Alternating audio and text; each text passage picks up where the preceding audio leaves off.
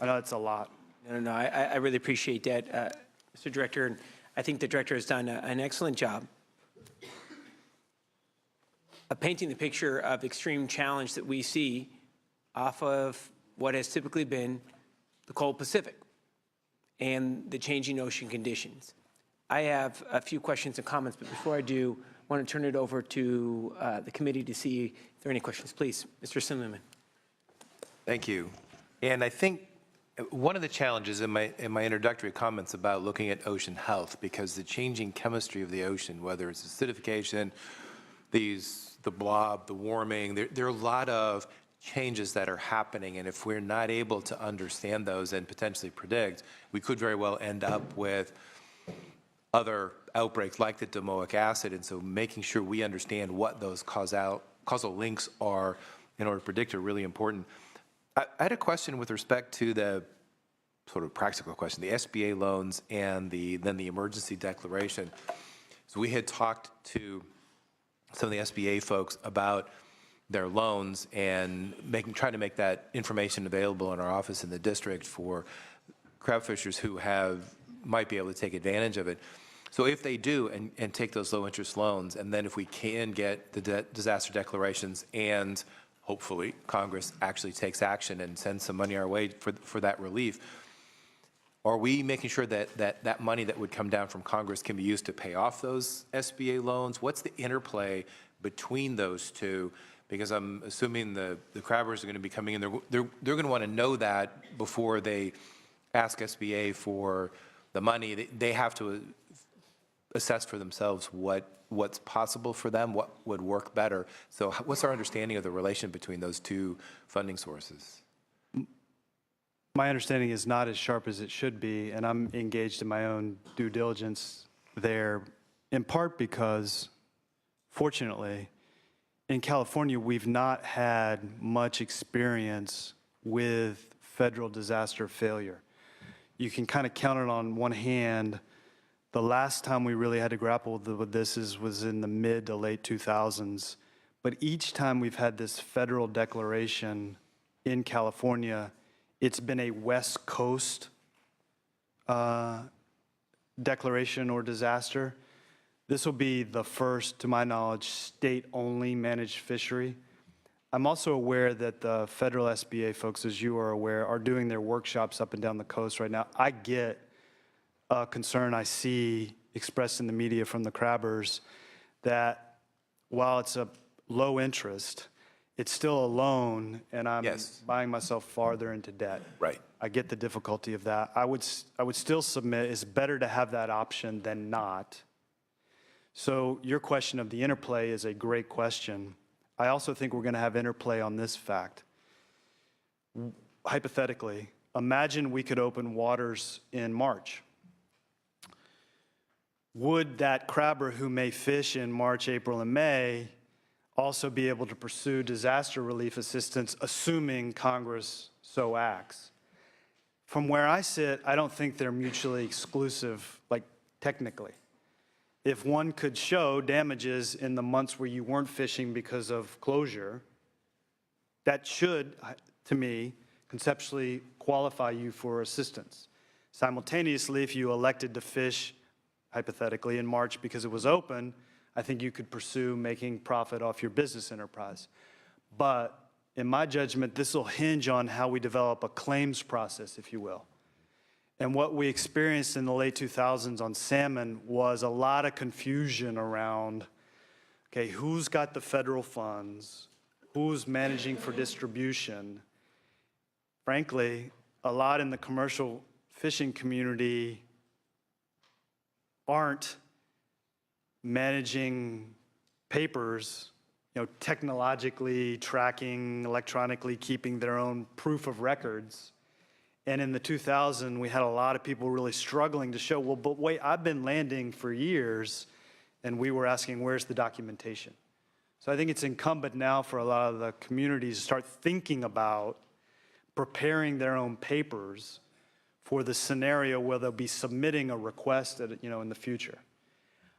I would like a chance to get back to you on whether if someone elects to receive an SBA low interest loan, whether they could ask for the federal assistance relief to help pay back that loan. I think it's a great question, but it's a hyper-technical one. It is, and I guess my request is that it'd be nice to know if anybody has an answer, but as we're communicating with the feds on this issue, that we communicate in a way that helps prioritize, order, helps everybody understand what that interplay is, so that we can then talk to our constituents about that. And I think you're correct in worrying about what Congress does and the disaster relief. 6 or 7 years ago, there were some major storms across California. Locals declared disasters for, and this is a different issue, but with respect to roads and infrastructure, state declared disaster, feds even declared disaster, but no money came down. And that was the first time in anybody's memory that a sequence of disaster declarations that usually brought federal money in never brought federal money in. And I think that caused a lot of, or I guess opened a lot of eyes. We should be going into this realizing that even if there are disaster declarations, we may not be able to pull federal dollars in. We might be on our own, and that's going to have to weigh into the calculation as well. I know what our department will do, which is, and we've already done outreach to our federal counterparts, we're going to actively prosecute, and I mean in a positive way, the case for assistance. I will say there is some hope, and if an angler's not hopeful, they really don't have much of anything. Just take salmon as an example. You know, I described winter run, but it's also true right now that if you go out to the coast in Mr. Wood and McGuire's district, and you look at short creek or short rivers like the Noyo or Lagunitas, we're actually seeing historical highs in return of coho right now. So in the Noyo River, we've got 500 adult returners, which is a 15-year high. And in Lagunitas, our red count, red is the spawning bed, in Lagunitas is at 269, which exceeds the 22-year average of 250. Now, some of this, I think, is because if you just take care of the habitat, when you add water, you're in a better situation. So it's kind of like just add water, and the winter rains have helped there for fish coming in. It's also possible that these coastal runs are short ecosystems compared to these large river runs like the Sacramento, where you have so much pressure and tension going on.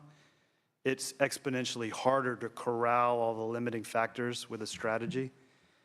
But it also speaks to why Proposition 1 and grant making for my department or our fisheries restoration grant program are critical. I'm on the verge of today or tomorrow announcing our next awards under the fisheries restoration grant program. And if you combine that with our Prop 1 awards of a couple of weeks ago, just in a month, we'll have funded probably 100 projects and around $50 million worth of salmon restoration, habitat restoration, fish restoration, which is kind of, if you build it and then you add water, hope's alive. No, absolutely. Thank you, Mr. Director. I don't at all want to interrupt. I just want to make sure that, Mr. Stone, any other items? No. Mr. Ting? Thank you, Director Bonham, for coming today. Just a quick comment on your report. Appreciate the thoroughness. Obviously, there's a lot of data in there. What I was looking more for was really the wisdom within the department, and I didn't really see it. In other words, I was looking for really identification of what really we should be doing moving forward. What I saw was a lot of data and facts, and I think that, and that was sort of my question back to you is, really you've outlined, and I've been hearing this for the last 4 years, really pretty harrowing issues that are out there. What I'm not hearing about, and I don't know if maybe it's because there aren't any solutions, but what we should be really focused on doing. Thank you for that input. I believe that this is probably a function of how we've historically viewed the annual report.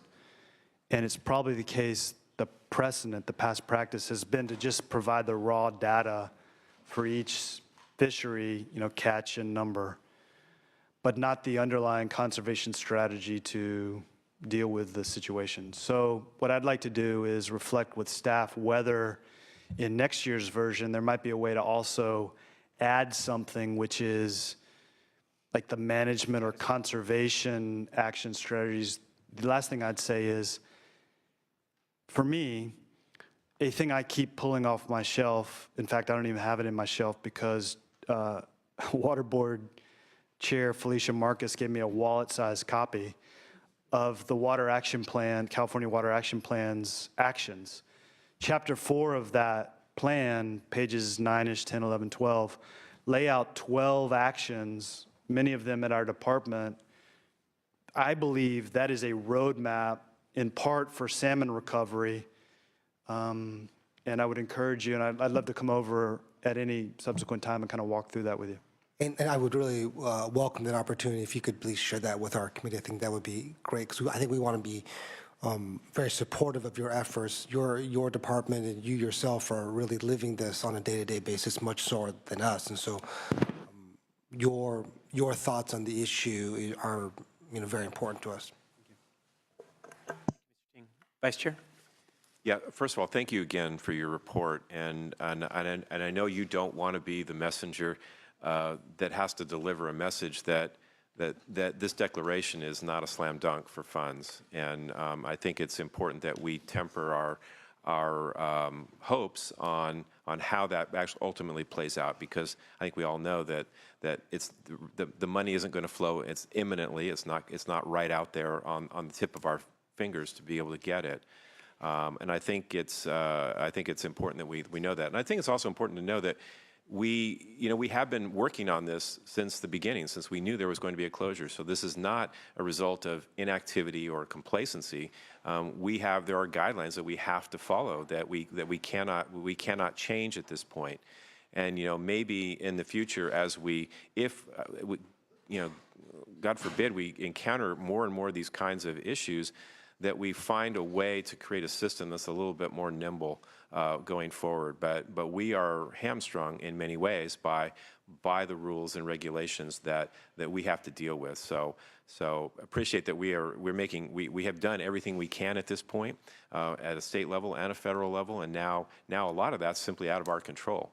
As far as how we get that. So we have a wonderful delegation. I know they're going to work really hard on that. And I know my senator here and I have been in constant communication with our member of Congress, and he's ready to go. I mean, he has been ready to go. So I wish you didn't have to deliver that message, but I think it's an important one that people actually hear, that we're not it's no certainty that we're going to get this funding. Thank you, Assemblyman. No, thank you so much, Mr. Vice Chair. Any other items? I think that was well said. Just 5 items. I'm going to tick them down here really quickly. On damage estimates, I appreciate that we need to first look at first price. But what we also know is that there has been this layer of industry, processors.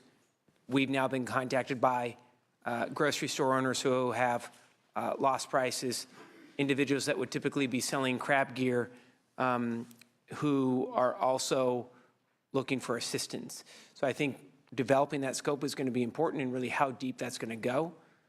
I also understand that our destiny is at times out of our control with the feds, but having that conversation early on, and I would say it goes deeper than crabbers are our front lines, and we need to be able to assist. What we also know is this industry also impacts other areas within local economies. So I think that's another issue. A perfect example would be harbor districts or counties who are running ports and have lost slip fees, right? So that's an item that I want to be able to make sure that we hit. I want to go to domoic acid for a second. Research, sampling, data, and levels.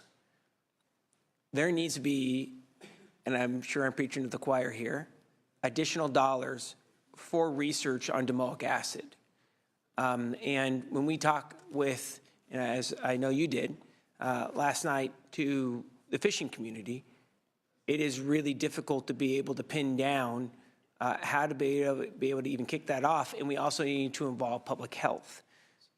So that's an issue that I know that this committee is really interested in, so that we can be proactive as this moves forward. And I also know that you and your department are also really interested in that as well, but it's going to take some resources.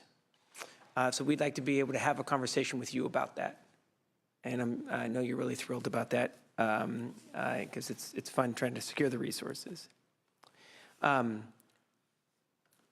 would hope the other item that we're also looking at with the, I'm going to say the collapse of the salmon season because of the drought. Salmon fishermen are also crabbers. And what we also need to take into account is a dramatic decline from 13 now to 16 in regards to what we're bringing in for the annual harvest. And I understand that we have been focused on crabbers, but there's a direct link with crabbers and obviously the salmon season, and having that discussion as well. And just want to get your thoughts on that one. Okay. Let me start by saying, as to estimates, I appreciate that scope will matter on your four corners for impact. I think if one reads some of that controlling federal law and regulation, you're really guided and steered towards direct ex-vessel. But there's also phraseology and terms that suggest something broader. Yep. This may come down to your engagement with your congressional delegation and how you can scope something on the federal front. It seems to me, though, that no matter what the scope is, you also, and I believe our department, will have to build a structure that ensures transparency and fairness for any allocation of funds, and you know that. Mm-hmm. I also agree with you that we should not wait.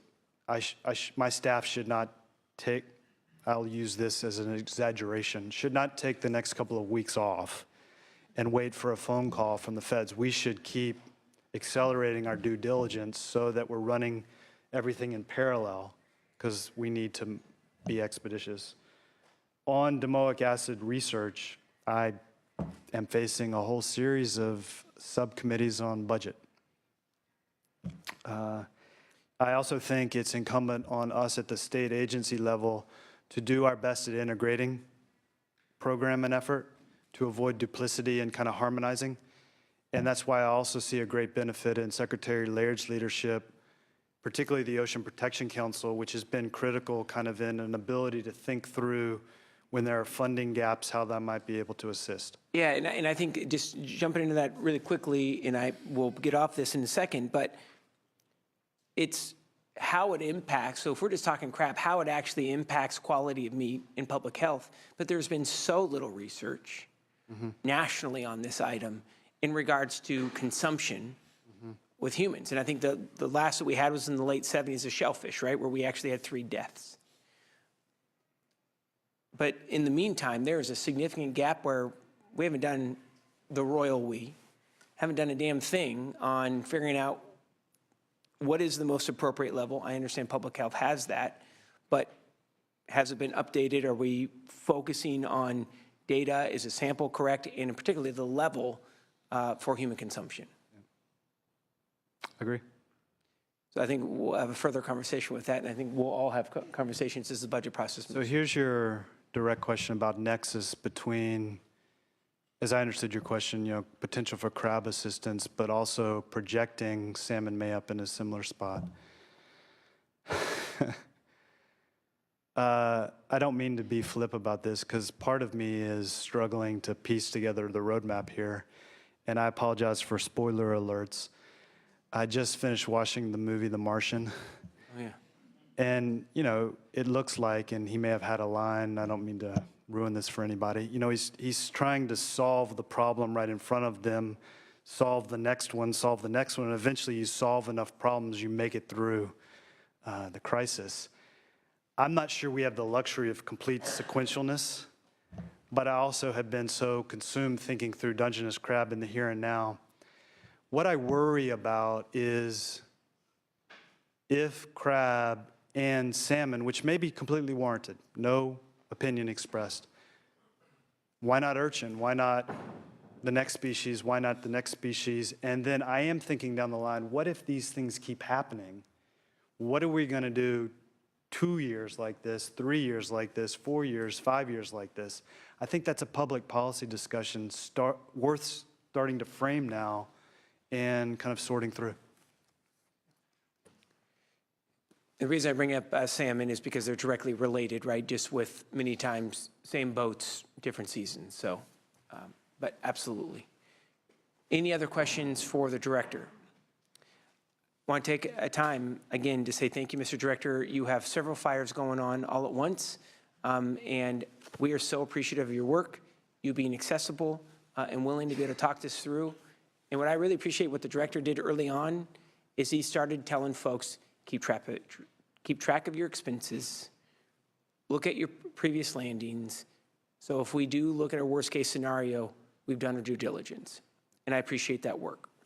Thank you for, I wish you didn't have the cause to name this after Zeke, Yeah, but I'm glad that you did. it's good. As you get to the crab panel, Dr. Schumann, could you raise your hand for what it's worth? So I may not be, we have a Fish and Game Commission meeting I need to run to, but is available for any technical questions. He's our marine leader and has been up to his neck on crab like me. Hey, there we go. Thank you so much, Mr. Director. It's good to see you and for all your time. We're now going to be moving to our number 5 briefing on the West Coast algae bloom. We have Dr. Carissa Anderson. She has been an expert regarding the bloom. She has made several presentations at other forums, so we welcome you to please come forward. She'll be giving us a 10-minute presentation. Then we're going to transition into an update from California Crab Fisheries. We have 4 crabbers who are here that are going to be telling their story of what they've seen on the ground and, frankly, how the struggle has set in within the community. We are going to be getting the doctor set up here, so give us about 30 seconds.